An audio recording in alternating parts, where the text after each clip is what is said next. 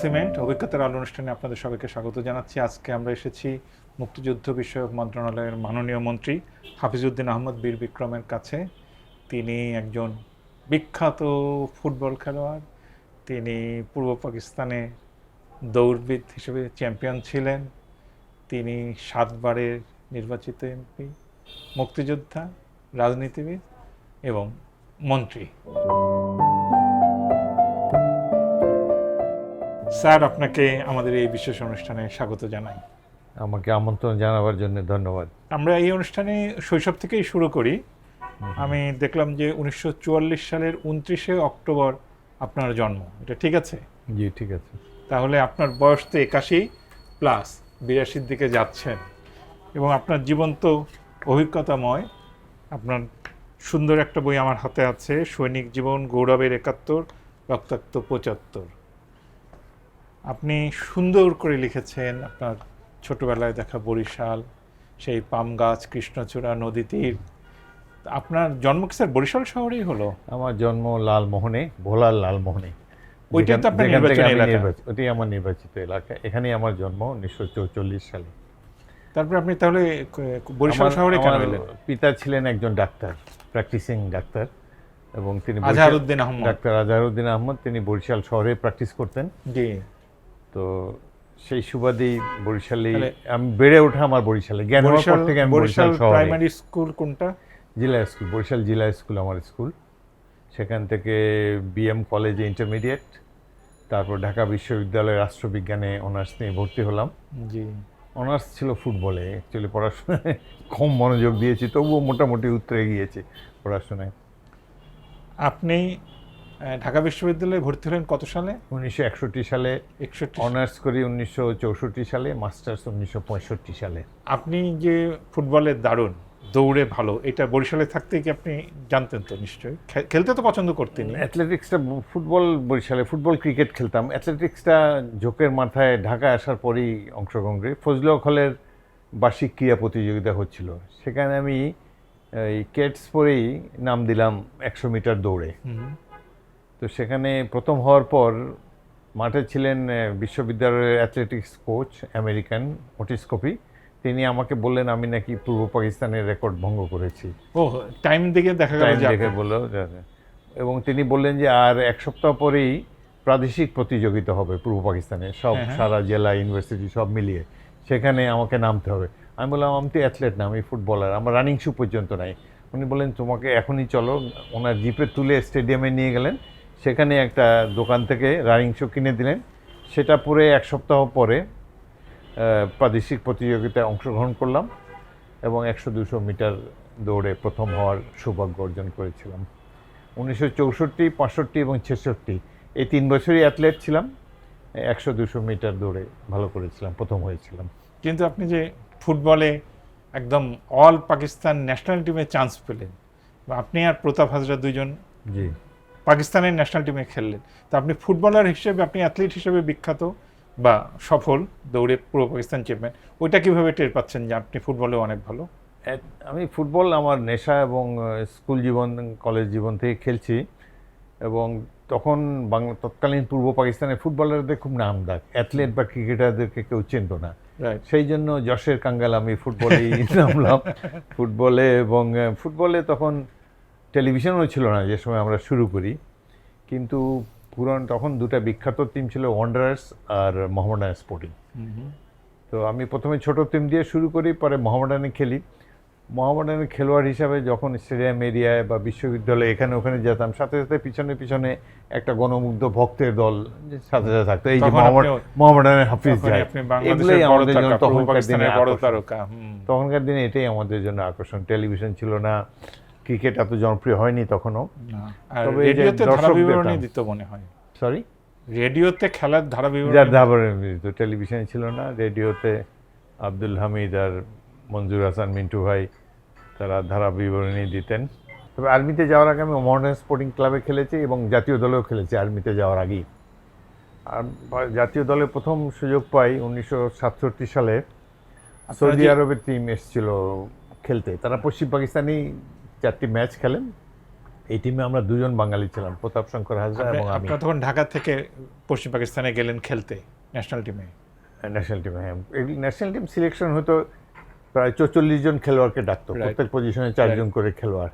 তারপরে 67 সালে নভেম্বরের দিকে এশিয়ান কাপ খেলার জন্য পাকিস্তান দল রেঙ্গুনে যায়, তখনকার বার্মা, এখনকার মিয়ানমার। এই দলে আমি একাই বাঙালি ছিলাম, সেখানে আমরা 2-3টি ম্যাচ খেলি। তারপরে ঢাকায় ফিরে এসে আরসিডি টুর্নামেন্ট মানে একটা টুর্নামেন্ট হতো, ইরান, তুরস্ক এবং পাকিস্তান 3 দলের মধ্যে। ঢাকা স্টেডিয়ামে এক তো আমি পরিচিত মোহামেডানের, তো Right, উত্তর দিকে তো মোহামেডানের Right. সব সমর্থক, কিন্তু যখন আমার পায়ে বল আসতো তখনই পুরো স্টেডিয়ামে হই হই হই করে উঠতো, কারণ আমি একমাত্র বাঙালি। তো আমার চেয়ে ভালো খেলোয়াড় ছিল এশিয়ান মানে 2-3 জন খেলোয়াড় ছিল। আমার ক্লাবেই খেলতো তোরাব আলী বলে একজন স্টপার ব্যাক, পুরোনোরা চিনবেন তাকে, গফুর, তোরাব আলী। তোরা হোটেলে আমরা থাকতাম, শাহবাগ হোটেলে 3টা টিম থাকতো, এখন যেটা পিজি হসপিটাল। সেখানে প্লেয়াররা আমাকে নিয়ে ঠাট্টা তামাশা করতো যে ভাই আমরা তো কোনো প্লেয়ারই না, তুমি একমাত্র প্লেয়ার, তোমার পায়ে সব গেলে লাফায়, আমরা গোল দিলেও হাততালি পড়ে না। এটা কারণ হলো যে তখন ওই যে পূর্ব পাকিস্তান পশ্চিম পাকিস্তানের মধ্যে একটা মানসিক দৌরত্ব হয়ে গিয়েছিল, বাঙালি অবাঙালি, সেটারই প্রতিফলন ছিল এই খেলার মাঠে। তারপরে আপনি আর্মিতে গেলেন, এটা 68 আর্মিতে সালে? গেলাম 68 সালে মার্চ মাসে, এবং ওই বছরই নভেম্বরে কমিশন পেলাম ইস্ট বেঙ্গল রেজিমেন্টে। সেখানেই প্রথম দেখলাম মেজর জিয়াউর রহমানকে। তিনি আমাদের একজন ইনস্ট্রাক্টর ছিলেন। সেটা তো পাকিস্তানে এবেটাবাদ বলে তো? কাকুলে, কাকুল। অ্যাবোটাবাদের পাশেই একটা 3 মাইল দূরে একটা ছোট এলাকা যার নাম কাকুল, সেখানে পাকিস্তান মিলিটারি একাডেমি। সেখানে ফুটবল মাঠে উনি রেফারি ছিলেন? উনি ইনস্ট্রাক্টররা ক্যাডেটদের সাথে খেলে, বিভিন্ন জায়গায় অংশগ্রহণ করে। তো আমি প্রথম দেখলাম যে 2টি টিমের মধ্যে খেলা হচ্ছিল, আমি একটা টিমের অধিনায়ক। তো হাফ প্যান্ট আর সাদা স্পোর্টস শার্ট পরা, সানগ্লাস লাগানো রেফারি আমাকে ডাকলেন হুইসেল বাজিয়ে। আমি কাছে গেলাম, তিনি বললেন মাই নেম ইজ জিয়া। তারপরে আমাকে জিজ্ঞেস করলেন যে আমি বিশ্ববিদ্যালয় দলে খেলেছি কিনা, ঢাকা বিশ্ববিদ্যালয় দলে খেলেছি কিনা। তো আমি ভাবলাম বলি যে আমি জাতীয় দলে খেলোয়াড়, ইরান টার্কিতে খেলে এসেছি। তো ক্যাডেটদের আবার বেশি কথা বলে বিপদ হওয়ার সম্ভাবনা আছে, একটা বকা খেতে পারি। আপনাকে You are যে trying to impress নির্দিষ্ট me? প্রশ্ন করেছে, আপনি নির্দিষ্ট নির্দিষ্ট উত্তর। আমি জি স্যার খেলেছি, বিশ্ববিদ্যালয় দলে খেলেছি। সে বললো যে আমার টিম পুরো আর্মির মধ্যে বেস্ট টিম, প্রথম ইস্ট বেঙ্গল। তো যেই টিমে, যেই ব্যাটালিয়ান আমি পরে জয়েন করি, ওই দিন ওই পর্যন্তই। পরে আরেকটা কোর্সে যখন পাসিং আউট হয় তখন তিনি আমাকে ডাকলেন। আমি ওই ক্যাডেটদের মধ্যে যে ফার্স্ট পজিশনে থাকে ব্যাটালিয়ান সিনিয়র আন্ডার অফিসার বলে, বিএসইউ। তিনি বলে বিএসইউ কাম হিয়ার। তা আমি যে অ্যাটেনশন স্যালুট ট্যালুট দিলাম। বলে যে তুমি কিছুদিন পরে তোমরা পাস আউট করবে, তোমরা ইস্ট বেঙ্গল রেজিমেন্টে যাবে। তুমি, আমার ব্যাটালিয়নের ফুটবল টিম যেমন ভালো, আমরা যুদ্ধে অনেক নাম করেছি 65 ওয়ারে, আর ইস্ট বেঙ্গল রেজিমেন্ট বাঙালিদের ভবিষ্যৎ, তুমি you'll go and join East Bengal Regiment. আমি বললাম রাইট স্যার, বলে চললাম। খুব ইমপ্রেসড হয়ে গেলাম যে এরকম আমাকে ডেকে এরকম কথা বললো, এবং তার নির্দেশ মেনেই আমি চয়েস দিলাম ইস্ট বেঙ্গল রেজিমেন্টে যাওয়ার জন্যে, হুইচ ওয়াজ গ্রান্টেড। এবং এইভাবে ইস্ট বেঙ্গল রেজিমেন্টে আসলাম, যেই সুবাদে মুক্তিযুদ্ধে অংশগ্রহণ করার সুযোগ পেয়েছি। এই হলো আর্মির, পাকিস্তান আর্মিতে ইতিবৃত্ত। 1971 সালের মার্চ মাসে আপনার পোস্টিং ছিল যশোরে। জি। তারপর আপনার বই আপনি লিখেছেন যে 25শে মার্চের আগে আগে আপনাদেরকে সীমান্তে পাঠিয়ে দেওয়া হলো। জি। ফলে 25শে মার্চে কি হলো, 26শে মার্চ, 27শে মার্চ, এগুলি আপনারা জানতেন না? কিছুই জানতাম না। আর আমি ঢাকায় এসেছি, মানে পশ্চিম পাকিস্তান থেকে এসেছি 16ই মার্চ। যার মার্চেই ফলে এসেছেন। এই যে মার্চের গোড়ার দিকে যে গণ আন্দোলন, 2 তারিখে পতাকা উত্তোলন, 7 তারিখে শেখ মুজিবুর রহমানের ভাষণ ইত্যাদি শোনার সুযোগ হয়, 16 তারিখে আসছি। তবে জনগণের মধ্যে, জনগণ যে ক্ষুব্ধ এটা বুঝতে পেরেছি, এবং জি। যে পার্লামেন্টের অধিবেশন পিছিয়ে দেওয়া হচ্ছে, এই জন্য বাঙালিরা অত্যন্ত ক্ষুব্ধ, এটা অনুভব করছি। তবে আসার পর সাথে সাথে সীমান্ত এলাকায় যাওয়ার ফলে কারোর সাথে বন্ধু বান্ধব বা কারোর সাথে আলাপ সালাপের সুযোগ নেই। আমরা সামরিক বাহিনীর সেই কষ্টকর ট্রেনিং এক্সারসাইজগুলো সীমান্ত এলাকায় দিন নেয় রাত নেয় হাঁটাহাঁটি করছি, আক্রমণ, রক্ষণ ইত্যাদি যুদ্ধের নানা কলাকৌশল সৈনিকদেরকে নিয়ে রপ্ত করছি। শীতকালীন ট্রেনিং এক্সারসাইজ বলে এটাকে। এইভাবে 29 তারিখ পর্যন্ত ছিলাম। ইতিমধ্যে 25 তারিখে যে একটা ক্র্যাকডাউন হয়েছে এটা সম্পর্কে কিছুই জানতাম না। মেজর জিয়াউর রহমান 26 তারিখে এবং পরে 27 তারিখে বেতার থেকে বাংলাদেশের স্বাধীনতা ঘোষণা করেছেন, এসব কিছুই জানতাম না। 29 তারিখে আমাদেরকে ডেকে পাঠানো হলো ক্যান্টনমেন্টে সকালে। সারাদিন হেঁটে গভীর রাত্রে 12টার দিকে আমরা ক্যান্টনমেন্টে এলাম। আসার পরে আমরা যার যার অফিসার মেসে গিয়ে শুয়ে ঘুমিয়ে গিয়েছি। পরদিন সকালে 7:30টার দিকে ব্রিগেড কমান্ডার ব্রিগেডিয়ার দুররানি তিনি এলেন এবং নির্দেশ দিলেন যে প্রথম ইস্টবেঙ্গল আমার ব্যাটালিয়নকে নিরস্ত্র করা হলো। এর কারণ হলো ইতিমধ্যেই দ্বিতীয় ইস্টবেঙ্গল জয়দেবপুরে, তৃতীয় ইস্টবেঙ্গল সৈয়দপুরে, চতুর্থ ইস্টবেঙ্গল কুমিল্লাতে এবং অষ্টম ইস্টবেঙ্গল চট্টগ্রামে বিদ্রোহ করেছে। আমরা এই লাস্ট 5টা ব্যাটালিয়ন ছিল তখন, যেহেতু অন্যদের সাথে কোনো যোগাযোগ নাই, তো সর্বশেষে যখনই আমাদেরকে ব্রিগেড কমান্ডার এসে যখন নিরস্ত্র করলেন, সাথে সাথে আমরা সৈনিকেরা সবাই ক্ষুব্ধ হয়ে অস্ত্রাগার ভেঙে ওই সময় একটা বিদ্রোহ হলো। কারণ সবাই ভেবেছে যে এর উদ্দেশ্য খুব খারাপ, এই সময় আমাদেরকে কেন অস্ত্র কেড়ে নেওয়া হবে, আর এমনিতে তো ক্ষুব্ধ আছেই। তখন ক্যান্টনমেন্টের ভিতরে 8 ঘন্টা ব্যাপী একটি যুদ্ধ হয়। এখানে আমার কমান্ডিং অফিসার বাঙালি ছিলেন, লেফটেন্যান্ট কর্নেল রেজাউল জলিল। আমি তার কাছে গিয়ে বললাম, স্যার আমরা কি করব? উনি স্মার্ট অফিসার, আমেরিকায় কোর্স করে এসছেন, আমরা খুব ভয় পেতাম তাকে। কিন্তু দেখা গেল যে ওই সংকট মুহূর্তে উনি সঠিক সিদ্ধান্তটা দিতে পারলেন এবং অবিরল ধারায় অস্ত্র নির্গত হচ্ছে। তার কান্না দেখে আমি অবাক। বয়স্ক লোক কাঁদছে, গোলাগুলি চলছে, মোটরে গোলা ফেলছে। এই সময় তো সৈনিকের রিয়াকশন হবে যে let us fight it out, বা তারা গুলি ছুড়লে আমরা একটা গুলি ছুড়ব। সেই জায়গায় কান্নাকাটি তো এটা আর্মির ভোকাবুলারিতে পড়ে না। তো যখন দেখলাম যে উনি কিছু করছেন না, পরে আমি বাইরে আসার পর সৈনিকেরা আমাকে বললো, স্যার একজন অফিসার তো দরকার, আমরা বিদ্রোহ করেছি, আপনি আমাদের নেতৃত্ব দেন। আমি বললাম যে কমান্ডিং অফিসার বাঙালি, তার কাছে যান। বলে ওনাকে বলেছিলাম, কিন্তু ওনার বয়স হয়েছে, বিদ্রোহ করা তার পক্ষে সম্ভব নয়। তো তারপরেই আমি সিনিয়র, 2.5 বছর চাকরি। আমি বললাম ঠিক আছে আমি আসি। তো আমি 2 মিনিট চিন্তা করে 2 মিনিট চিন্তা করেছি, একটা থামের আড়ালে দাঁড়িয়ে, গুলি চলছে তখন, যে আমি কি এই 5 জন অফিসারের সাথে অফিস রুমে বসে থাকবো নাকি বাইরে যুদ্ধরত সৈনিকদের সাথে যোগ দেব। তো মিনিট 2 চিন্তা করে ভাবলাম যে সৈনিকদের সাথে থাকা ভালো। তখন ব্যাচেলার ছিলাম, কোনো পিছু টান ছিল না, সৈনিকদের সাথে যুদ্ধে লেগে গেলাম। একজন বাঙালি সেকেন্ড লেফটেন্যান্ট ছিল আনোয়ার হোসেন, তাকে আমি ইশারা করে বাইরে ডেকে নিয়ে আনলাম। বললাম যে আমি তো বিদ্রোহীদের সাথে আছি, তুমি কী করবো? বলে আমিও আছি আপনাদের সাথে। ফৌজদারহাট ক্যাডেট কলেজের ইয়াং ছেলে, খুবই সাহসী ছেলে। যুদ্ধের এক পর্যায়ে সে শহীদ হয় আর কি। তো বিকালের দিকে আমরা বের হয়ে আসি 4:30টার মার্চ দিকে। মাসেই শহীদ হলেন? ওই দিনই, ওই 30শে মার্চ তারিখে এই ঘটনা ঘটেছে। 30শে মার্চ 8 ঘন্টা ব্যাপী যে যুদ্ধটি হয়, এই যুদ্ধের এক পর্যায়ে শেষ দিকে আমরা যখন বের হয়ে আসি, আমাদের যেহেতু পরিকল্পিত বিদ্রোহ না, আমাদের গোলাগুলি ছিল আমাদের পকেটে, কোনো প্ল্যান্ড রিভোল্ট না। সেই জন্যই আমরা মোটরের মতো ভারী অস্ত্র বের করতে পারিনি, আরও কিছু অস্ত্র বের করতে পারিনি। জাস্ট পদাতিক বাহিনীর টিপিক্যাল অস্ত্র, মেশিন গান আর রাইফেল নিয়ে আমরা বের হয়েছি। তো যুদ্ধের এক পর্যায়ে সেকেন্ড লেফটেন্যান্ট আনোয়ার হোসেন, মাত্র 6 মাস বাকি, সে শহীদ হয়। তিনি শহীদ হলেন। আপনারা কি তখন ক্যান্টনমেন্ট ছেড়ে গেলেন? ক্যান্টনমেন্টে বেরিয়ে 1000 গজ দূরেই একটা গ্রাম আছে, তার নাম খিতিবদিয়া। ওই গ্রামে প্রবেশ করে দেখি হাজার হাজার লোক দা, খন্তা, কুড়াল, লাঠি সোটা নিয়ে দাঁড়িয়ে আছে, আমাদেরকে জড়িয়ে ধরছে, আল্লাহু আকবর, জয় বাংলা বলছে। তারপরে গাছ থেকে ডাব পেড়ে খাওয়াচ্ছে, গুড়ি মুড়ি খাওয়াচ্ছে, আর ছাত্ররা বলে স্যার অস্ত্র দেন, যুদ্ধ করব। ওই দৃশ্য, ওই যে দৃশ্যটা আমার জীবনের একটা স্মরণীয় দৃশ্য। এই বাঙালি, ভেতো বাঙালি, পাকিস্তানিরা হাসতো, মছলি খায় এরা, নন মার্শাল রেস।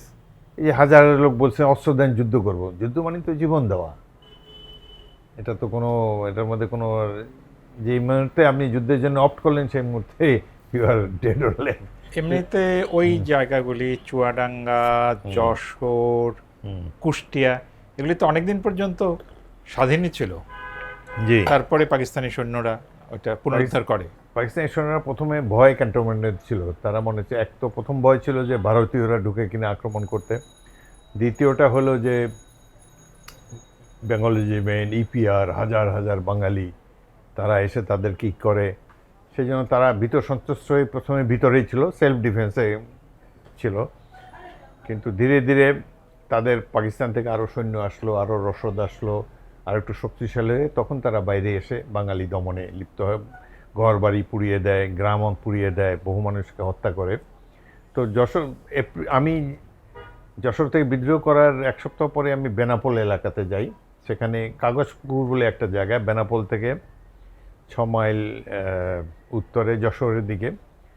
সেখানে আমি ডিফেন্স নিয়ে, আমার সাথে বিদ্রোহ করে এসেছিল 200 বাঙালি সৈনিক, আর ওখানে ইপিআর ছিল 200। এই 400 সৈনিকের নিয়ে আমি একটা রক্ষণব্যূহ গড়ে তুলি এবং এপ্রিল মে 2 মাস পাকিস্তানিদের ওখানে ঠেকিয়ে রাখি। ওরা প্রত্যেক দিন আক্রমণ করতো, আমরা প্রত্যেক দিন ডিফেন্ড করতাম। আমরা একটু সুবিধাজনক জায়গায় থাকায় আক্রমণগুলোকে আমরা প্রতিহত করতে সক্ষম হয়েছিলাম।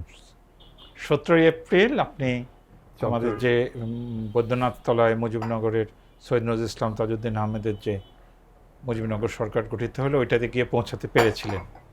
ওইখানে ঘটনাক্রমে আমি উপস্থিত ছিলাম এবং সেখানেই দেখা হয় আমাদের প্রধান সেনাপতি কর্নেল ওসমানীর সাথে। তার সাথে আমার পূর্ব পরিচয় ছিল। আর সারা বাংলাদেশ থেকে যে এমপিএ, প্রাদেশিক পরিষদ এবং জাতীয় পরিষদের সদস্যরা, তার মধ্যে অনেক আমার সহপাঠী বন্ধুবান্ধবও ছিল, বিশ্ববিদ্যালয় জীবনে বন্ধুরা, তাদের সাথেও দেখা হলো এবং সেখানেই বাংলাদেশ সরকার গঠিত হলো। তাজউদ্দিন সাহেব এবং অন্যদের, তাজউদ্দিন সাহেব চমৎকার একটা ভাষণ দিলেন বাংলা এবং ইংরেজি 2 ভাষায়। আমরা মঞ্চের পাশে একটা চেয়ারে আমরা 4 জন বসেছিলাম। তো সেই দৃশ্য এখনও চোখে ভাসে। জায়গাটা খুব সুন্দর ছিল, মেহেরপুরের আম্রকানন। তার কিছু দূরেই পলাশীতে বাংলাদেশের স্বাধীনতার সূর্য অস্তমিত হয়েছিল, আবার নতুন সূর্য উদিত হওয়ার দৃশ্য দেখতে পেলাম আরেক আম্রকাননে। এটা খুব একটা চমৎকার। এরপরে তো 9 মাসের মুক্তিযুদ্ধ, আপনাদের অনেকেই শহীদ হলেন, আহত হলেন, যুদ্ধ করলেন, বীর হলেন। তো বিস্তারিত বলতে গেলে তো অনেক টাইম লাগবে। আমরা কামালপুর যুদ্ধ নিয়ে একটু শুনি আপনার কাছে।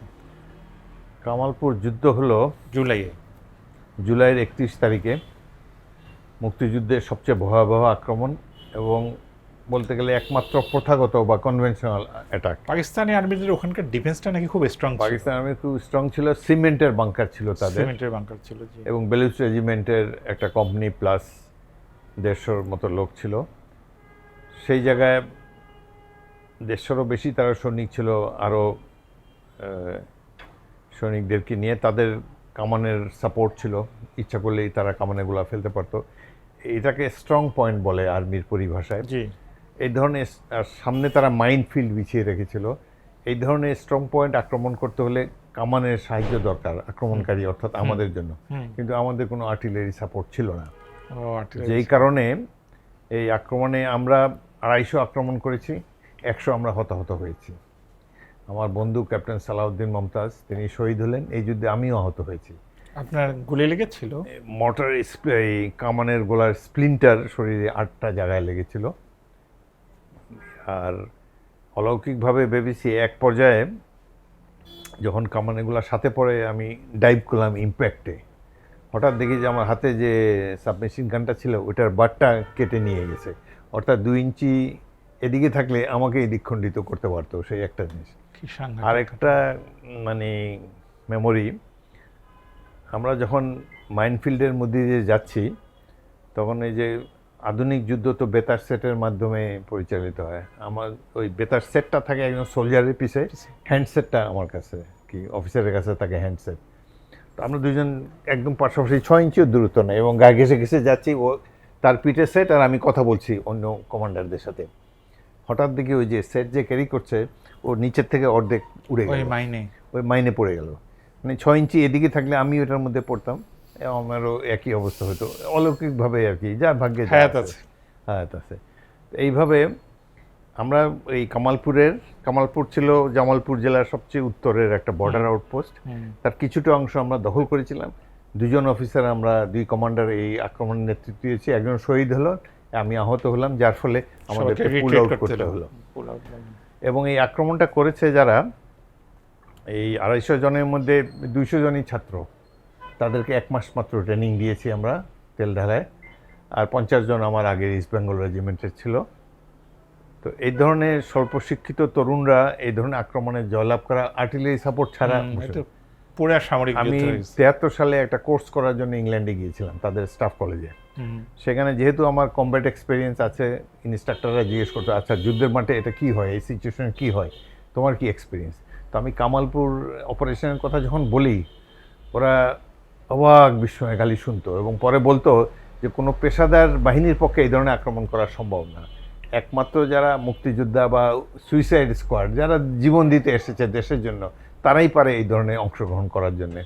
তখন গর্বে বুকটা ফুলে আসতো এবং এটা একটা খুব স্মরণীয় ঘটনা আর কি। আমাদের মুক্তিযুদ্ধের সবচেয়ে অবাক লাগে যে আমরা তো এই দেশেই বড় হয়েছি, আশেপাশের স্কুল কলেজের ছাত্রদের দেখে অভ্যস্ত, সাধারণ মানুষ দেখে অভ্যস্ত, কিন্তু 71-এ একটা অন্য একটা জাতি আমাদের চোখের সামনে, মানে দুঃসাহসী ইয়াং ছেলে, গ্রামের স্কুলে 9-10-এ পড়ে বা ফার্স্ট ইয়ারে পড়ে, পরনে লুঙ্গি, গায়ে একটা গেঞ্জি, খালি পা, এসে বলে স্যার অস্ত্র দেন, যুদ্ধ করবো। আমি একটা জায়গায় একটা ইউথ ক্যাম্পে আমার যে 600 রিক্রুট করতে হবে আমার ব্যাটালিয়নের জন্য, 600 ছাত্র রিক্রুট করতে গিয়েছি। ওইখানে মনে করেন যে 1000 ছেলে 1 মাস ধরে কুমড়া আর লাউ খাচ্ছে, পোকা গন্ধওয়ালা বালা একবেলা খাচ্ছে, অপেক্ষা করছে, লেফট রাইট করছে যে কবে একটা অস্ত্র পাবে, কবে যুদ্ধ করবে। আমরা যখন ওখানে যাই বাঁচতাম, আর্মির জন্য আমি নিচ্ছি, সুতরাং আমার 5 ফিট 6 ইঞ্চি দরকার, একটু হাইট দরকার। তো অধিকাংশ তো বাঙালি অত হাইট হয় না। যখন এই 100 জনের মধ্যে থেকে যখন 20 জন নিলাম, বাকি 80 জন বাদ পড়ে গেল, তাদের কান্না, আমাদের কেন নেবেন না? এবং তারা কিছু কিছু শিক্ষিত ছেলে বলে যে আপনি তো রেগুলার আর্মির জন্য নিচ্ছেন না, আপনি তো মুক্তিযোদ্ধা বাছাই করছেন, আপনি হাইট দিয়ে আমাদেরকে মাপেন কেন? আপনি একটা বাঙ্কার দেন, একটা শত্রুর আমাদের হাতে গ্রেনেড দেন, আর শত্রুর বাঙ্কারটা দেখিয়ে দেন, যে বাঙ্কারে যে শত্রুগুলা এই গ্রেনেড ফেলে আসতে পারবে তাকে আপনি রিক্রুট করবেন। আমি দেখলাম কথা তো ঠিকই, যাও বুঝিয়ে শুনিয়ে বলে আমার রেগুলার আর্মি হাইট দরকার, বুঝিয়ে শুয়ে জিপের সামনে শুয়ে পড়তো যে না আমাদের না নিয়ে যেতে পারবেন না। আপনার জিয়াউর রহমানের সঙ্গে তো আপনি অনেক আগে, আমরা যখন ভোরে কাগজে কাজ করি তখন একটু বলছিলেন এই ব্যাটল ফিল্ডে জি, উনি আপনি পাশাপাশি, এটা কি সিলেটের দিকে নাকি? একটা ঘটনা হলো জকিগঞ্জের গৌরীপুরে পাকিস্তান আর্মির 31 পাঞ্জাব রেজিমেন্ট আমাদের উপর আক্রমণ করে। আমরা এখানে ডিফেন্সে ছিলাম গৌরীপুরে। এই আক্রমণে ওদের 80 জন নিহত হয়, তাদের কমান্ডার মেজর সরোয়ার নিহত হয় এবং 32 জনকে আমরা জীবিত বন্দী করি, পাঞ্জাবি সোলজার। 4 ঘন্টা ব্যাপী যুদ্ধ হয়। এক পর্যায়ে দেখি মেজর জিয়াউর রহমান আমার ট্রেঞ্চের মধ্যে আসলেন আর কি, বসলেন। তো সে সময় মানে স্মরণীয় হলো যে তখন আমাদের ইন্ডিয়ানরা পার্টিসিপেট করেছে, আমাদের কামানে গোলা ফেলতে পারতাম আমরা, আবার কামানে গোলা ফেলে বেতার সেটে মেসেজ দিলে ওই ম্যাপ দেখে আমি যদি বলি 1 2 3 9 1 6 এটা বললে ওই আর্টিলারি অফিসার সে ম্যাপে দেখতে পারে, এই কথা মানে একটা জায়গা সে লোকেট করতে পারে আমার এই ফিগার দেওয়ায়। তখন বলতে হয় যে শত্রুর উপরে ফায়ার করো, 1 রাউন্ড গান ফায়ার। তো এই যুদ্ধে যখন বলতেছি, আমার পাশে এ কোম্পানি, আমাদের একটা কোম্পানি, তার কমান্ডার ছিল ক্যাপ্টেন মাহবুবুর রহমান। তো মাহবুব শত্রুর উপরে এই যে ফিগার দিয়ে বলছে যে 1 রাউন্ড গান ফায়ার, মানে একটা প্রত্যেক কামানে 6টা কামান থাকে, 6টা গোলা প্রত্যেক কামানে, 1 রাউন্ড গান ফায়ার মানে পার গান একটা 6টা গোলা ফেলবে। তো গোলাটা পড়ার পরে পাকিস্তানি শত্রুর উপরে পড়ে, পাঞ্জাবিদের উপরে, পাঞ্জাব রেজিমেন্টের উপরে পড়ার পরে মাহবুব উৎসাহে খুব খুশি, শত্রুর উপরে গোলা পড়েছে, ইনফ্যান্ট্রি কমান্ডারের জন্য খুব আনন্দদায়ক অভিজ্ঞতা। সেই খুশিতে চিৎকার করে বলতেছে well done, well done, on target, এবং রিপিট ফায়ার, মানে আবারও 6টা গোলা ফোড়ো। এই সময় পাকিস্তানিরা একটা মাত্র গোলা ফায়ার করছে, আমরা তো অনেক গোলা ইতিমধ্যে ফায়ার করেছি। ওরা গোলা শর্টেজ থাকে পাকিস্তানিদের, ওরা ইম্পোর্ট করতে হয় গোলা, ভারতীয়রা নিজেরাই প্রডিউস করে। তো পাকিস্তানি একটা গোলা করেছে, ওইটাই ওর কাছে এসে পড়লো, অ্যান্ড সে ওখানেই ডেড। ওই যে শত্রু একটা মাত্র গোলা ফায়ার, এই মুহূর্তে যে চিৎকার করছে well done, on target, next মুহূর্তে সেই ওদের টার্গেট হয়ে গেল, শহীদ হয়ে গেলেন। এবং বেতার সেটে দেখি কোনো শব্দ নাই। তো ওই যে আর্টিলারি যে অফিসার জিজ্ঞেস করতেছে যে এবার যে গোলা ফেললাম এটা রেজাল্ট কি, ওরা বলে রিপোর্ট রিপোর্ট। তো মাহবুবের তো কোনো জবাব নেই। তাই ভাবলাম সেটে কোনো গোলমাল হলো কি না, আমিও ওই একই নেটে থাকি, আমি ওখান থেকে বললাম আর কি, মাহবুবের কল সাইন ছিল 1, আমার ছিল 2, আমি বললাম hello 2 2 4 1, report situation, 241 report situation. আমার খুব ক্লোজ ফ্রেন্ড ছিল, দিনাজপুরের বাড়ি। এই মানে যুদ্ধ এমনই একটা ভয়াবহ এক্সপিরিয়েন্স। এই মুহূর্তে যে খুশি যে শত্রু নিধন হয়েছে, পর মুহূর্তে সে শত্রু তাকে নিধন করলো, 1 সেকেন্ডের ব্যবধান বাঁচা এবং মরার মধ্যে। আর জিয়াউর রহমান যে আপনার আর friend জিয়াউর ছিল, রহমান এখানে পাশে বসা, সে বেতার সেটে তো সবাই শুনতে পায়। তা আমি তাকে বললাম, স্যার আপনি এখানে কেন, পিছনে যান। সে বলে, না তোমরা এখানে জীবন দিচ্ছ, কত আর পিছনে থাকা যায়। এইটুক তার আর কি, এই যে কি বলে এটাকে, উর্দুতে ওরা বলতো গায়রাত, বা তার সেই আত্মসম্মান বোধ এটা আছে যে এইভাবে মুক্তিযোদ্ধারা জীবন দিচ্ছে। আমার ব্যাটালিয়ন 3 জন অফিসার মারা গেছে, ক্যাপ্টেন সালাউদ্দিন, ক্যাপ্টেন মাহবুব, আর প্রথম দিনেই লেফটেন্যান্ট আনোয়ার। তো এইভাবে এই জিয়ার সাথে যুদ্ধের এই প্রশ্ন। এরপরে মজা হলো যে ওই যুদ্ধের পর পাকিস্তানিদের মনোবল ভেঙে যায়, তারা সিলেটের দিকে পশ্চাৎপসরণ শুরু করে। তো আমরা ঠিক করলাম সিলেটে সবার আগে পৌঁছতে হবে। আমরাও তাদের চেজ করে, তো আমরা ম্যাপের মধ্যে রুট বেছে এটা নিলাম। ডিসেম্বরে ফার্স্ট উইকেই আমরা সিলেটে হাওর এবং চা বাগানের ভিতর দিয়ে সিলেটে যাওয়ার একটা রুট ঠিক করে আমরা রওনা দিলাম। আমরা হলাম 1200 সৈনিক, 1200 মুক্তিযোদ্ধা। সবাই আমাদের চিরা, গুড়, শুকনা খাবার পিঠে ব্যাকে, হ্যাভারসেকে। মেজর জিয়াউর রহমানও আমাদের সাথে, 1200 আমরা রওনা করলাম। চা বাগানের মধ্যে দিয়ে 3 দিন পরে খাবার শেষ। লাস্টে 4র্থ দিনে অভুক্ত আমরা, কিন্তু দেখলাম যে জঙ্গল আস্তে আস্তে ফাঁকা হচ্ছে এবং সামনে 14 তারিখ সকালে সামনে দেখলাম একটা সাদা বিল্ডিং। সিলেট আগে কখনো যায়নি, পরে জানলাম ওটা হলো এমসি কলেজের প্রিন্সিপালের বাসা। উঁচু টিলের উপরে ওই বাসার চারিদিকে বাংকার, পাকিস্তানিদের একটা ঘাঁটি, রিয়ার এলিমেন্ট। আমরা চা বাগানের ভিতর দিয়ে আসছি যখন 14 ডিসেম্বর সকালে। যুদ্ধ চলছে সিলেট থেকে 8 মাইল দূরে খাদিমনগরে। পাকিস্তানিরা কল্পনা করে না যে শহরের মধ্যে মুক্তিবাহিনী ঢুকে যেতে পারে। সকাল হওয়ার পরে ওরা রোদ পোহাবার জন্য বাংকার থেকে বেরিয়ে এসেছে, রোদ পোহাবে। বেরিয়ে এসে দেখে যে 300 গজ দূরে আরেক টিলের উপরে। আমরা চিৎকার করে আমাদেরকে জিজ্ঞেস পরিচয় জানতে চাই, আমরা কারা। তো আমরা তো জবাব দিই না, জবাব দিলেই তো আমরা তাড়াতাড়ি ট্রেঞ্চ খোঁড়ার কাজে লিপ্ত হলাম। কিন্তু ওরা তো বুঝে গেছে। এই আধা ঘন্টার মধ্যেই তারা আক্রমণ শুরু করলো আমাদের উপরে, এবং আমার কোম্পানির উপরেই সেই আক্রমণটা আসলো। তো আমরা যেহেতু ট্রেঞ্চ খুঁড়তে পারিনি, আমাদের ডিফেন্স ছিল অসম্পূর্ণ, সেই জন্য ঘণ্টাখানেকের মধ্যেই আমার 18 জন সৈনিক শহীদ হলো। এবং আমার একজন প্লাটুন কমান্ডার সুবেদার ফয়েজ বীরুত্তম, তিনি শহীদ হলেন। আমিও মৃত্যুর জন্য অপেক্ষা করে আছি, যে আশেপাশে পড়ে যাচ্ছে। 14 ডিসেম্বরে 14 ডিসেম্বরে আমাদের সাথে একজন ভারতীয় মেজর ছিল, একটা বেতার সেট সহ। তো চা বাগানের মধ্যে বেতার সেট কাজ করে নাই। এখন যেহেতু চা বাগান থেকে অনেকটা বেরিয়ে আসছি, ওই সময় তিনি 3টার দিকে আমাকে বললেন যে আমি এখন আমার গান পজিশনে যোগাযোগ করতে পারছি, কামানের গোলা ফেলবো কিনা। আমি বললাম যে এখন আমরা হাতাহাতি যুদ্ধে লিপ্ত, এই সময় যদি কামানের গোলা ফেলে আমাদের উপর পড়তে পারে। আমি তাকে বললাম যে আপনি দেখেন একটা বিমান আক্রমণ আনা যায় কিনা। আধা ঘন্টা পরে 2টা মিগ বিমান ভারতীয়দের, ওরা এসে এই যে যতগুলো বাংকার, এগুলোকে 15 মিনিট ধরে রকেট মেরে একদম তছনছ করে উড়িয়ে দিল। বিমানের শব্দ খুব ভয়ঙ্কর যখন লো ফ্লাই করে, তারপরে রকেটের শব্দ, তখন পাকিস্তানিরা সাদা পতাকা উঠিয়ে দিল। এইভাবে 30শে মার্চ বিদ্রোহের যে সূচনা, 14 ডিসেম্বর সিলেট এমসি কলেজের এই আক্রমণের ফলে এই যুদ্ধে আমরা সফল হই। এবং বাংলাদেশে তখন 18টা জেলা ছিল, একটা মাত্র জেলা মুক্তিবাহিনী একক প্রচেষ্টা দখল করছে, সেটা হলো সিলেট জেলা। এবং এই আক্রমণে আমি নেতৃত্ব দিয়েছিলাম। আমাকে জিয়াউর রহমান এই আক্রমণের জন্য বীর শ্রেষ্ঠ খেতাবের জন্য রিকমেন্ড করেছিল। এই হলো। তারপরে আপনাকে বীরশ্রেষ্ঠ খেতাব যে দিল না, বীরুত্তম তো দিতে পারতো। এইটার স্টোরিটা এবার যে ওইটা যে এবার যে এডিশন হবে ওটাতে বলেছি। এটা হলো কি, মানে লজ্জাস্কর, মানে সরকার একটা কমিটি করে দিয়েছে 72 সালে। হ্যাঁ, অধিকাংশই তাদের সেক্টর কমান্ডার এবং সিনিয়র অফিসার, সিনিয়রিটি বেশি, একটা কমিটি করে দিয়েছে, তারা সাহসী সৈনিকদের বাঁচবে। তারা প্রথম কাজটা করলো, তারা নিজেরা, এই কমিটি সবাই নিজেরা বীরুত্তম নিয়ে নিল। অথচ তারা ইন্ডিয়াতে ছিল, কোনো দিন বর্ডার ক্রস করে নেই, কোনো দিন একটা শত্রু সৈন্য দেখে নেই, যুদ্ধ কি বিভীষিকা এটা কল্পনাও করতে পারবে না তারা। তারা সিনিয়র অফিসার হিসাবে সেক্টর কমান্ডার ছিল, বা সিনিয়র কমান্ডার ছিল, ব্রিগেড কমান্ডার ছিল। এইভাবে তারা প্রথমে নিল। আমার টার্ন যখন ওখানে আসলো, তখন এদের মধ্যেই কমিটির একজন বললো হাফিজকে তো বীর উত্তম দেওয়া হয়েছে।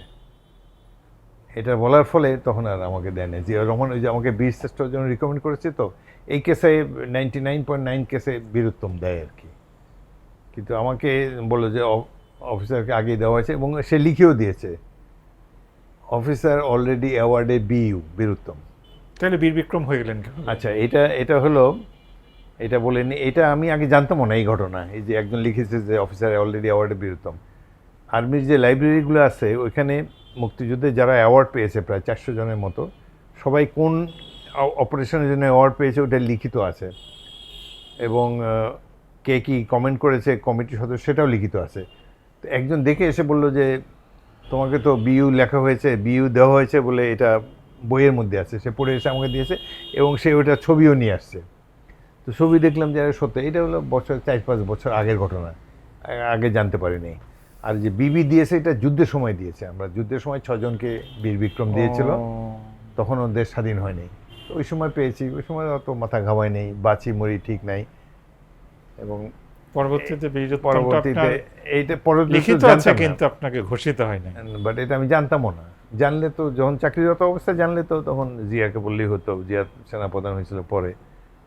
এইভাবে আর কি আমার এইরকম আছে। আমার মিসফরচুনে একটা দুইটা না, যুদ্ধের সময় আমি তো যশোর ক্যান্টনমেন্টে একমাত্র বিদ্রোহী, আর কেউ ছিল না। আমি একা অফিসার বিদ্রোহ করেছি সৈনিকদেরকে নিয়ে, 9 মাস যুদ্ধ করলাম, যুদ্ধে আহত হলাম, একটা ছোটোখাটো গ্যালান্টি অ্যাওয়ার্ডও পেলাম।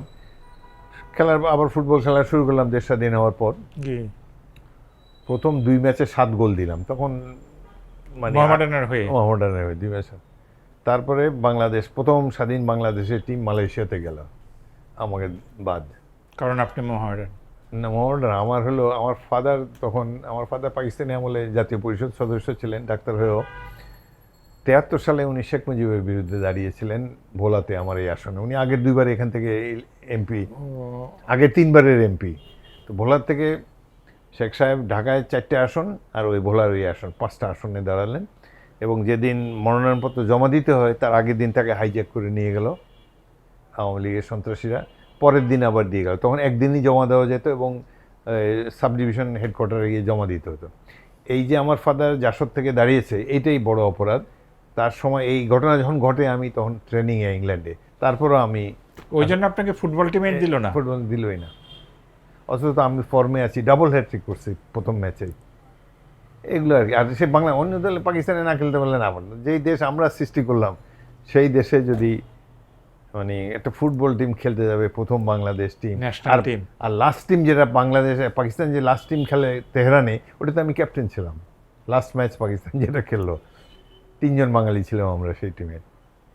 এগুলো বাংলাদেশ তো অনেক কিছুই ঠিক করতে পারে না, আমরা জাতি হিসেবে অনেক দুর্বল এবং পশ্চাৎপদ জাতি। তারপরে 75-এ 15ই আগস্টে চলে আসি জাম্প করে। জি জি। আপনি তো, আপনার বইয়ে বিস্তারিত বর্ণনা আছে, এর মধ্যে একটা হচ্ছে যে 15ই আগস্টে পরে বঙ্গবন্ধু সপরিবারে নিহত হয়ে তাদের লাশ ওখানে পড়ে আছে, আপনি ওই দিনই আপনি ওই 32 নম্বরে ঢুকেছিলেন। ওই দিনই, হ্যাঁ, আমাকে বঙ্গভবনে ডাকা হলো। আমি ঢাকা, তখন আর্মি খুব ছোট ছিল, 5টা ক্যান্টনমেন্টে 5টা ব্রিগেড মানে অ্যাবাউট 4000 সৈনিকের মতো। তো দুপুরবেলা আমাকে বঙ্গভবন থেকে সিজিএস ব্রিগেডিয়ার খালেদ বললেন যে তুমি আসো, এখানে বঙ্গভবন ডিফেন্সের জন্য সেনা মোতায়েন করতে হবে। তা আমাকে পরামর্শ করার জন্য যেতে বললেন। তো আমি যাওয়ার সময় ভাবলাম যে তো অবিশ্বাস্য যে এত বড় নেতা এইভাবে সত্যি সত্যি হলো কি। আমি ভাবলাম একটু দেখে আসি। তো 32 নম্বরে গেলাম। জীবনে এই দ্বিতীয়বার, আরেকবার কি জন্য যেন গিয়েছিলাম। ওইখানে গিয়ে ভিতরে, ওইখানে মেজর বজরুল হুদা ছিল, সে আমাকে রিসিভ করলো এবং নিয়ে গেল। তো দোতলা ওঠার পথে সিঁড়ির উপরে দেখলাম তার ডেড বডি, সাদা চাদরে মোড়ানো, একদম মানে মনে হয় ঘুমিয়ে আছে আর কি, কোনো চেহারা আর কোনো নেই, কোনো রক্তের দাগটা কিছু নেই, সাদা কাপড় দিয়ে ঢাকা আর কি। পরে ওটা দেখে আমি ফিরে এসে তারপরে গেলাম বঙ্গভবনে। আর বঙ্গভবনে যেটা যে দেখলাম যে তার যে পুরা মন্ত্রিসভা সবাই সেখানে রেডি, শপথ করলো। হ্যাঁ, মানে আওয়ামী লীগের লোকজনই আবার মন্ত্রী হয়ে গেল, সবাই সেম ক্যাবিনেট।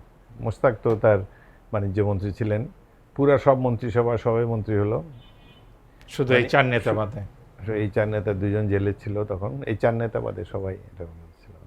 আর ওই 32 নম্বরে একজন সৈনিক, ওই যে উনি ছিলেন, আপনি বলতেছিলেন উনি বলছে চাবি কাকে দিব, ও সেটা হলো 32 নম্বর আগে আমি তো প্রেসিডেন্ট যে কোথায় থাকে তাও জানতাম না। আমি ভাবলাম যাওয়ার পথে ওই যে গণভবন পড়ে, তো ওইটাই তো প্রেসিডেন্টের জন্য বানিয়েছিল। তাই আমি ভাবলাম যে ওইখানে আসেন নাকি, থেকে ওইটার মধ্যে ঢুকলাম। প্রেসিডেন্ট যে 32 নম্বরে থাকে না 32 নম্বরে এত আমরা জানি না, আমরা জুনিয়র অফিসার, আর্মি আর ফুটবল নিয়ে আসি, কে কোথায় থাকে জানি না। তো ওখানে ঢুকলাম, ঢুকে পরে দেখি যে যশোরে আমার কোম্পানিরই একজন জুনিয়র কমিশনড অফিসার বলে সুবেদার, সে ওখানে চাবির গোছা নিয়ে হাজির। সে ওই গণভবনের কন্ট্রোলার, এসব চাবি টাবি লজিস্টিকের অনেক কিছু অ্যাডমিনিস্ট্রেশনে তার দায়িত্ব আর কি।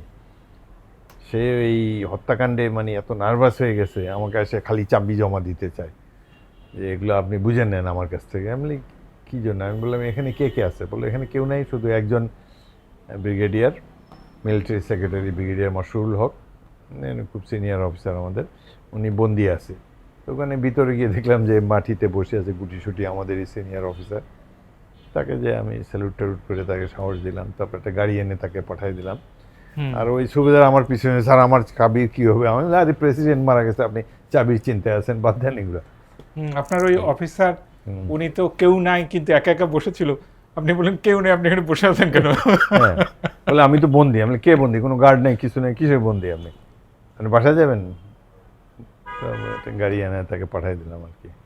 আপনার রাজনীতিতে আসে, আপনি জাতীয় পার্টি থেকে নির্বাচন করেছেন প্রথমে আমি তো 1978 সালে প্রেসিডেন্ট জিয়া আমাকে ডাকলেন। এই আমরা যারা রিটায়ার হয়েছিলাম 75 সালে, আমাদের বেশ কয়েকজনকে উনি ডাকলেন। আচ্ছা, আপনাকে আর্মি থেকে বাধ্যতামূলক অবসর দেওয়া হয়েছে 76 সালের মার্চ মাসে। তো 76 সালের মার্চে দেওয়ার পরে আমরা যারা অধিকাংশ প্রায় সবাই মুক্তিযোদ্ধা ছিলাম, তো জিয়া আমাদেরকে ডাকলেন যে আমরা একটা পার্টি করছি, তোমরা এখান থেকে ইলেকশন করো। তো আমি বললাম যে আমি রাজনীতি করব না, আমি তখনও ফুটবল খেলি। আমি এখনও ফুটবল খেলি, আমার টাকা পয়সাও নেই, ইলেকশন টিলেকশন রাজনীতি আমার ভালো লাগে না বলে আমি চলে আসলাম। আমার সাথে আরও 2জন গিয়েছিলেন। একজন হলো আমার স্ত্রী বড় ভাই মেজর ইকবাল, আরেকজন হলেন বীর মুক্তিযোদ্ধা লেফটেন্যান্ট কর্নেল জাফর ইমাম। তারা 2জন গেলেন, তাদের 2জনকে জিয়া রহমান মন্ত্রী বানালেন। আমার তখন এই মোটা বুদ্ধির কারণে বুঝতে পারিনি যে প্রেসিডেন্টের আহ্বানে সাড়া দেওয়া উচিত ছিল। ওই জন্য আমি বলছি না, আমি পলিটিক্স করে ওঠাবো না। কয়েকদিন পরে দেখি যে জাফর ইমাম আর ইকবাল ফ্ল্যাগ লাগায় ঘুরতেছে, আর আমি হাফ প্যান্ট পরে স্টেডিয়ামে ফুটবল খেলতেছি। তারপরে আরও 10 বছর চলে গেল, আমার রাজনীতিতে কোনো আগ্রহ নেই। 86 সালে আমার সেনাবাহিনীতে যারা বন্ধুবান্ধব পরিচিত, তারা তখন ব্রিগেডিয়ার জেনারেলের পর্যায়ে, তারা বলে আমরা একটা পার্টি বানাচ্ছি, আর্মি বলে আমরা একটা পার্টি বানাচ্ছি, তুমি ইলেকশন করলে করো, তোমার বাবা তো এমপি ছিল। আমি বলে ঠিক আছে, রিটায়ার্ড মেজর ঘুরে বেড়াচ্ছি, যাই ইলেকশন করি। তো ইলেকশন করলাম, সহজেই জিতলাম। আব্বার যেটা কনস্টিটিউয়েন্সি ছিল সেটা জাতীয় পার্টির থেকে প্রথমবার করলাম। পার্টিটারি তখনও যোগ দেয়নি বা পার্টি ছিল না, এটা হলো আর্মির একটা সিভিলিয়ান উইং ছিল এই জাতীয় পার্টি। ওইখান থেকে ওইটা টাকা পয়সাও আর্মি দিত, ইলেকশনও আর্মি ক্যাটার করতো, ওইটা আর কি, নাথিং পলিটিক্যাল অ্যাবাউট ইট। তো তখন তো মাঠে ছিল আওয়ামী লীগের জাতীয় পার্টি। আমি বললাম আমি রিটায়ার্ড আর্মির অফিসার, আর্মির পার্টিতে যাই, সেই হিসাবে ইলেকশন করলাম। সেই পার্লামেন্ট টিকলো 1 বছর। সব দল এটা অংশগ্রহণ করছে বিএনপি ছাড়া, আওয়ামী লীগ, জাতীয় পার্টি, প্রত্যেকটা দল। 1 বছরের পরে কী কারণ হলো, এটা ভেঙে গেল। তারপরে 88 সালে একটা নির্বাচন হলো, এটাতে কোনো দল অংশগ্রহণ করে নাই, ওইটা আবার 2 বছর টিকে গেছে। তারপরে ওই সাথে ওইটা 2 বছর টিকিয়ে রাখছে। তা আমি ওইটাও যে করলাম। প্রথমবার এমপি হয়ে আমি এর সাথে সাথে আগে দূর থেকে দেখছি, তেমন একটা পরিচয় ছিল না, চিনি, কোনো কথাবার্তাও কোনোদিন বলি নেই। তো ইলেকশনের পরে আমি খালি এর সাথে দেখা করবো, এমপি হয়েছে, একটা দলের চেয়ারম্যানের সাথে দেখা করার দরকার। উনি এই যে 3 বছরের মতো ছিলাম, কোনো দিনই আমার সাথে দেখা করে নাই, একটা অ্যাপয়েন্টমেন্টও দিত না। তার এমএসপি মেজর জেনারেল মঞ্জুর রশিদ খান আমাকে বললো যে আপনার সাথে দেখা করবে না। আমরা তবু দেখি, চেষ্টা তো করতে হবে, এমপি প্রেসিডেন্টের সাথে দেখা করব, কোনো দিন দেখাও করে নাই, এবং ওই এমপি হিসাবেই রয়ে গেলাম। পরে আর কিছুদিন পরে যখন বুঝলাম যে আর দেখা করবে না, তার চেষ্টাও করে নেই। ভোলাতে একটা মিটিংয়ে গেল এরশাদ, আমরা 3জন এমপি ছিলাম, বাকি 2জন বক্তৃতা দিল, আমাকে বক্তৃতাও দিতে দেয় নাই। আর মানে এরশাদের একজন মন্ত্রী আমাদের ভোলারই, সে যায় আমার বিরুদ্ধে খালি কথা বলতো। তার একটা চিন্তা ছিল যে আমি army officer, football player, gallantry award, বীর বিক্রম, আমাকে না আবার মন্ত্রী বানায় দেয়। সে যায় আমার বিরুদ্ধে বানায় অনেক কথা বলতো। আর এসব এগুলো বিশ্বাস করে আমাকে দেখলে খুব রাগ হয়ে তাকাতো। আমি দেখলাম যে এই লোক আর পছন্দ করে না, আর ওদিকে যাইও নাই। পরে এরশাদের পতনের পর আমি ইন্ডিপেন্ডেন্ট দাঁড়ালাম। হ্যাঁ, 91 সালে আপনি 91 সালে ইন্ডিপেন্ডেন্ট দাঁড়ালাম। স্বতন্ত্র নির্বাচন করে জয়লাভ করলেন। 3জন মাত্র, 300 আসনে মাত্র 3জন জিতছে। তা আমি এদের মধ্যে হাইয়েস্ট ভোট পেয়েছিলাম। আমি এই যে এরশাদের সময়টায় অনেক উন্নয়ন কাজ করেছিলাম এখানে। আমাদের তো চরাঞ্চল, মানে রাস্তাঘাট ছিল না, ফুল কালভার্ট ছিল না। তা আমি এই যে তখন আর্মিও অনেক উন্নয়ন কাজ করতে পারতো এদের মাধ্যমে। তারপরে যারা মন্ত্রী ছিল তাদের মাধ্যমে অনেক উন্নয়ন কাজ করেছি। যেমন প্রথম বছরেই আমি 56টা ব্রিজ করেছিলাম, বড় বড় ব্রিজ, যার ফলে আগে আমার থানা সদরের 2 মাইলের বাইরে কোথাও যাওয়া যেত না। বাঁশের সাঁকো চতুর্দিকে এগুলো সব ব্রিজ করে দেওয়ায় আর পাকা রাস্তা করে দিয়েছে অনেক। আমার যেই উপজেলার সদর একটা গ্রামের মতো ছিল, বিদ্যুৎ ছিল না, ওখানে বিদ্যুৎ নিলাম। তারপরে অনেক রাস্তা করলাম, 5টা কলেজ করেছি আমার আব্বা আম্মার নামে আমার এই উপজেলায়। এসব করে মানে তাক লাগিয়ে দিয়েছে ওখানে লোকজনকে, দেখছে যে এত উন্নয়ন কাজ। তারপরে আবার 96 নির্বাচন করলেন। তারপরে এরপরে 91তে এটা হলো 96 করলাম। 96 কি বিএনপিতে আসছেন ততদিনে? না, 92 সালে 91 সালে স্বতন্ত্র আসার পর বেগম জিয়া, যেহেতু জিয়াউর রহমানের সাথে যুদ্ধ করেছি, তার পিএস ছিলাম, উনি অনুরোধ করলেন যে তারপরে তখনই কি মন্ত্রী হলেন? না, ওই মন্ত্রী 96 96 তো ওই যে ছোট একটা হয়েছিল না, আচ্ছা, 15 ফেব্রুয়ারি নির্বাচনে। 96তে প্রথমে এমপি, 96তে অ্যাকচুয়ালি আমাদেরই ভুল ছিল, আমরা 120টা আসন পেয়েছিলাম, আর কটা পেলেই হইতো। ওইটার হলো যে 91তে যারা মন্ত্রী ছিল সবাই হেরে গিয়েছে, এমপিরা আবার জিতে আসছে সবাই। সেইভাবে 96তে আমরা জিতলাম, কিন্তু আওয়ামী লীগ কয়েকটা সিট বেশি পাওয়ায় আমরা বিরোধী দলে পড়লাম। তারপরে তো 15 ফেব্রুয়ারি নির্বাচন, ওটাও করলাম আমরা। ওটাতে বেগম জিয়া আমাকে মন্ত্রী করলেন, প্রতিমন্ত্রী করলেন। আমি এক নাগাড়ে সবগুলো ইলেকশনে জিতছি, খালি এই হাসিনার এই 3টা ছাড়া আর কি। এই 3টাতে আপনি দাঁড়িয়েছিলেন? না, একটাতে দাঁড়িয়েছিলাম, বাকি 2018টাতে। 18টাতে আমাকে বাসায় পুলিশ ঘিরে রেখেছে। ওই তো রাতের ভোট হলো। হ্যাঁ, রাতের ভোট হলো, এবং বাসা থেকেও বেরোতে পারিনি, 15টা দিন গৃহবন্দী। হ্যাঁ, আপনাকে গৃহবন্দী করেছে। তারপরে এখন 2026 সালে এসে আবার জয়লাভ করলেন। কত লক্ষ ভোট পেলেন? প্রায় 1 লাখ ভোটের মতো ব্যবধান। আমার ব্যবধানই 1 লাখ। ব্যবধানই 1 লাখ ভোট। এটা আমার জনগণকে খুব কৃতিত্ব দেয়। তারা এই যে এবারে ইলেকশনের আগে তো 16 বছর এলাকায় কোনো পলিটিক্যাল কাজ করতে পারেনি, 18তে ছিলাম গৃহবন্দী। তো এর ফলে একটা জেনারেশন গ্যাপের মতো আমার সাথে এই যে তরুণ প্রজন্মের তো অনেক গ্যাপ হয়ে গেছিল। তো এই আমি বিভিন্ন জায়গায় কয়েকটা পাবলিক মিটিং করে টোরে বুঝালাম আর কি অবস্থা আর কি। আর ইলেকশন খুব টাফ আমাদের দেশে, ভালো একটা কর্মী বাহিনী দরকার। সেখানে আমার কর্মী, মানে ইয়াং জেনারেশন যারা আমার কর্মী ছিল তাদের সাথে তো আমি টাচ হারিয়ে ফেলছি 16 বছরে। আমার কর্মী হলো বয়স্ক সব। আপনার এলাকায় কতটা নির্বাচনী কেন্দ্র ছিল? 119টা। 119টাতে মানে মিনিমাম তো 50 জন করে কর্মী লাগবে প্রত্যেকটাতে। হ্যাঁ, এর প্রত্যেকটা এই 119টাতেই আমি প্রথম হয়েছি। আমার বিরুদ্ধে যারা রয়েছে একটা কেন্দ্রতেও জিততে পারে নাই। আর এতদিন তো ইলেকশন করছে আওয়ামী লীগের বিরুদ্ধে। এবার যে প্রার্থী তাকে চিনিও না আমি, জামাতের প্রার্থী, বয়সে কম, সেই জন্য আমাদের সাথে যোগাযোগ নাই। যাই হোক, এমনি জামাতের লোকজন এমনি ভদ্র, আমার বিরুদ্ধে কোনো খারাপ কথা বলে নেই, আমিও তাদের বিরুদ্ধে কোনো খারাপ কথা বলি নেই।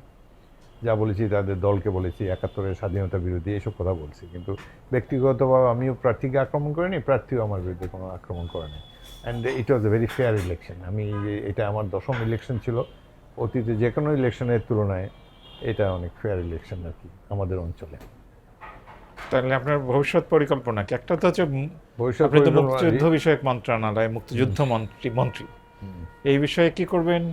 আর এই বিষয়ে এই মন্ত্রণালয়ে বেশি কিছু করার সুযোগ নাই, কারণ মুক্তিযুদ্ধের সময় ছিল আমরা 1 লাখ, এখন হয়ে গেছে 2.5 লাখ মুক্তিযোদ্ধা। এই যে 1.5 লাখ ভুয়া, এদেরকে কমানোর কোনো রাস্তা আছে কিনা সেটা দেখছি। ইতিমধ্যে জাতীয় মুক্তিযোদ্ধা কাউন্সিল জামুকা নামে তারা বিগত সরকারের আমলে ভুয়া মুক্তিযোদ্ধা চিহ্নিত করার কাজ শুরু করেছে। তো 1.5 বছরে 300-র মতো তারা বাদ দিয়েছে। আর বিগত সরকারের আমলে 16 জন সচিব তারা ভুয়া মুক্তিযোদ্ধা হিসাবে প্রমাণিত হয়েছে, তাদের মুক্তিযোদ্ধার সার্টিফিকেট বাতিল হয়েছে। এখন একটা কাজ হলো যে অমুক্তিযোদ্ধাদেরকে বের করা, দ্বিতীয় মুক্তিযোদ্ধাদের সুযোগ সন্ধানী, মানে তাদের মুক্তিযোদ্ধা তো অনেকেই মারা গেছে, এদের পরিবার যারা ভাতা পায় তাদের ভাতা আরও বৃদ্ধি করা যায় কিনা।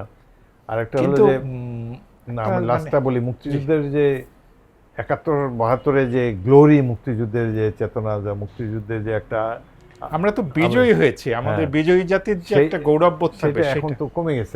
এটা আওয়ামী লীগের অপকর্মের জন্য সেটা আবার রেস্টোর করতে হবে। এটা একটা বড় জিনিস, জনগণের মনে মুক্তিযোদ্ধাদের সম্পর্কে সম্মানবোধ জাগিয়ে তোলা। কারণ ওই সময় 71 যারা দেখে নাই তারা তো কল্পনা করতে পারে কারণ কত আমাদের বহু বিজয়ের পেছনে পরবর্তীতে আমাদের মুক্তিযুদ্ধে যে আমরা বিজয় লাভ করেছিলাম এটা একটা শক্তি হিসাবে কাজ করে। ওইটাকে তো আবার ফিরিয়ে আনতে হবে, আর একটা গণতান্ত্রিক, একটা মুক্তমনা সমাজ, দেশ, নারী পুরুষের যেখানে সমান অধিকার থাকবে, এই বিষয়ে তো আপনাদেরকে কাজ করতে হবে। মুক্তিযুদ্ধের লক্ষ্য সামাজিক সুবিচার, সাম্য, মানবিক চেতনা, এগুলোকে রেস্টোর করা এবং বৈষম্য কমানো, বৈষম্য, ধনী গরিবের বৈষম্য করানো, স্থানে স্থানে জেলায় জেলায় বৈষম্য আছে, নারী পুরুষের বৈষম্য আছে, তাই না, বাঙালি অবাঙালি বৈষম্য আছে, সবটাই তো কমাতে হবে। তাহলে মানে যেই লক্ষ্য ধারণ করে যুদ্ধ হয়েছিল, মূলত তো এটা গণতন্ত্রের জন্য যুদ্ধ ছিল, এটা একটা জনযুদ্ধ, সারা জাতি যুদ্ধ করেছে। যারা ইয়াঙ্গার তারা অস্ত্র নিয়ে, যারা একটু ওল্ডার তারা হয়তো অন্যভাবে সাহায্য করেছে মুক্তিযুদ্ধের এফোর্টকে। সেই চেতনা, সেই বিশেষ করে গণতন্ত্র না থাকলে যা হয়, ইলেকশনগুলো ফেয়ার হতে হবে। হাসিনার যদি 3টে ইলেকশন ফেয়ার হতো, তাকে এইভাবে দেশ ছেড়ে পালাতে হতো না, একদম না। একইভাবে আমরা এই গণতন্ত্র যাতে থাকে সেটা রাখতে হবে, তাহলে দেশ, গণতন্ত্র থাকলে দেশ আস্তে আস্তে উন্নতি করবেই। একদম এই ব্যাপারে আর কি। তো মুক্তিযুদ্ধ মন্ত্রণালয় যতদিন আসি চেষ্টা করব এখানে এই লেভেলে কিছু করা যায় কিনা।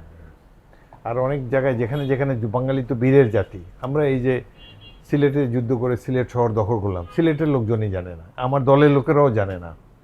তাদেরকে বললাম যে এখানে আমরা যুদ্ধ করছি, তাদেরকে নিয়ে আমি এমসি কলেজে গেলাম, প্রিন্সিপালের বাসারই উপরে উঠেতে বললাম, ওই টিলারের উপর আমি ছিলাম, এখানে তাদের মেশিন গান ছিল। তা অবাক হয়ে শুনে আমার কাছ থেকে।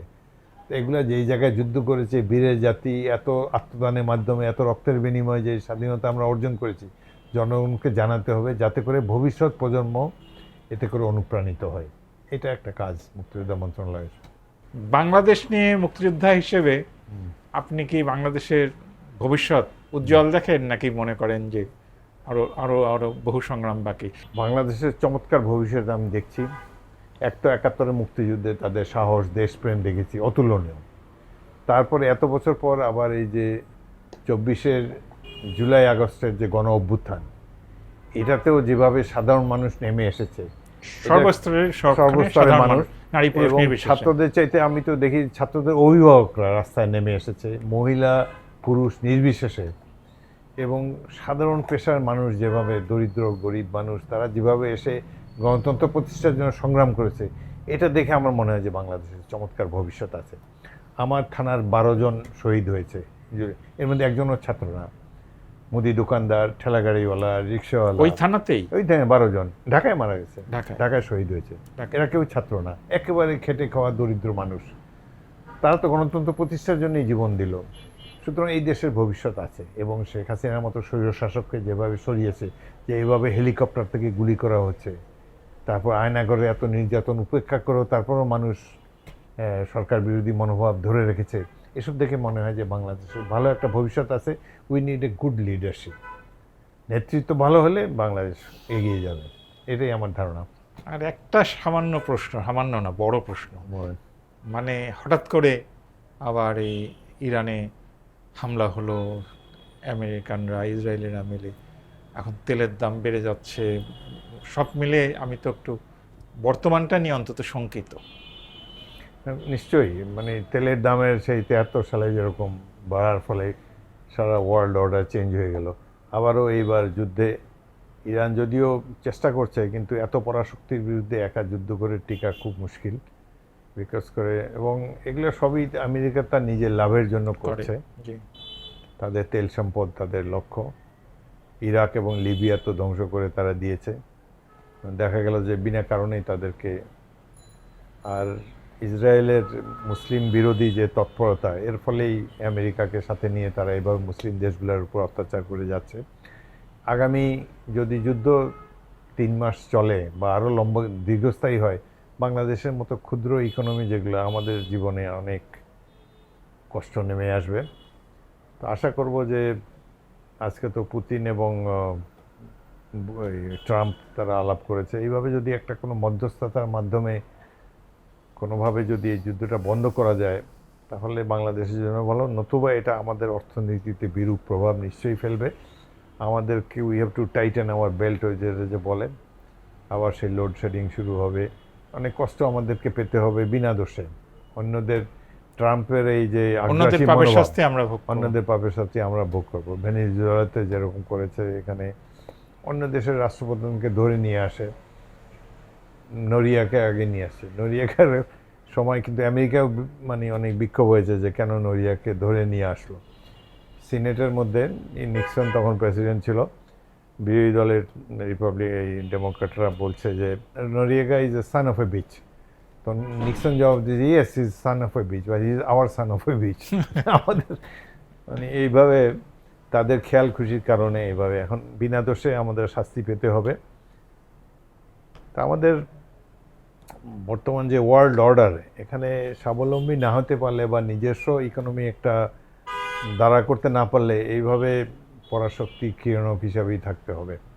তো আশা করি বাংলাদেশ আগামী দিনে নিশ্চয়ই আর্থিক অবস্থা, এই অর্থনৈতিক অবস্থা আরও ভালো হবে, এবং আমরা একটা ব্যালেন্সড পররাষ্ট্রনীতি এখন দরকার।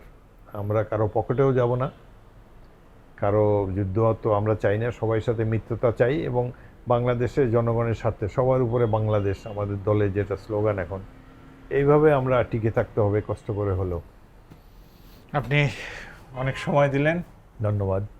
তার মধ্যে নির্বাচন করে ক্লান্ত একটু শরীরে। ঠিক আছে, সময় আরও নেই। বলে রাখি, আমি আপনার একজন ভক্ত পাঠক। আপনার মা উপন্যাস পড়ে খুবই আনন্দিত হয়েছি। আপনার লেখনী আরও দীর্ঘজীবী হোক, এটাই আপনার কামনা বইটা করি। খুব সুন্দর, খুবই সুলিখিত বই। সুধীমণ্ডলী, আমরা এতক্ষণ বীর মুক্তিযোদ্ধা হাফিজউদ্দিন আহমদ বীর বিক্রম, তিনি আমাদের মুক্তিযুদ্ধ বিষয়ক মন্ত্রী, এবং তার ফুটবলার, দৌড়বিদ, তার জীবনের গল্প শুনলাম, এবং মুক্তিযুদ্ধের গল্প শুনলাম।